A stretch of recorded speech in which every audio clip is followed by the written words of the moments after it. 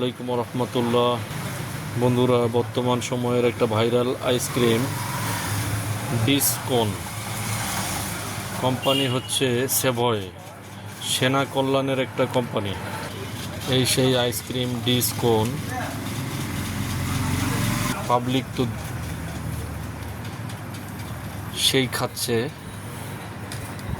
কারণ আমরা হুসুকে বাঙালি। আজকে দেখবো এই আইসক্রিমটা আমি খাবো কেমন স্বাদ। এই সেই ভাইরাল আইসক্রিম, আজকে এটা খাবো, এর স্বাদ কেমন